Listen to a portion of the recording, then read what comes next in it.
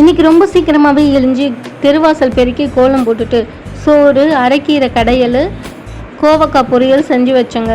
7:30 மணிக்கு எங்கள் ஹஸ்பண்டை டைம் ஆகிடுச்சு இன்னும் வேலை கிளம்பலையான்னு கேட்டால், என்னடி இவ்வளோ சீக்கிரமாக செஞ்சுட்டேன், இன்றைக்கி லீவ் ஆச்சேமே ஒன்றுன்னு சொல்கிறாரு.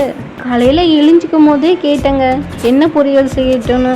அப்போ கூட சொல்லலை எனக்கு லீவுன்னு சொல்லிட்டு. எங்கடா பொண்டாட்டி சமைக்காமல் விட்டுற போகிறாங்களோன்ற பயத்திலேயே லீவுன்றது சொல்லலைங்க. சமைக்காமல் ஒன்றும் இருக்க போகிறது இல்லைங்க. ஆனால் என்ன லீவுன்னா கொஞ்சம் லேட்டாக எழுஞ்சி சமைச்சிக்க வேண்டியது தான். எல்லா நாளும் சீக்கிரமாக தானே எழுஞ்சி செய்கிறோம். அப்புறம் என்னங்க, சாப்பாடு வேலை தான் முடிஞ்சிடுச்சு. வீட்டை ஏறக்கட்டி பெருக்கிட்டு தோசை ஊற்றி எல்லாருமே காலைல டிஃபனை முடிச்சாச்சுங்க.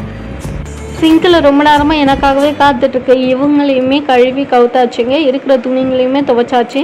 தனது குடும்பத்திற்காக ஓடி ஓடி உழைக்கும் அனைத்து மக்களுக்கும் உழைப்பாளர் தின நல்வாழ்த்துக்கள். இந்த வீடியோ உங்களுக்கு பிடிச்சிருந்தா மறக்காமல் சப்ஸ்கிரைப் பண்ணிவிட்டு லைக் பண்ணிக்கோங்க. தேங்க்யூ.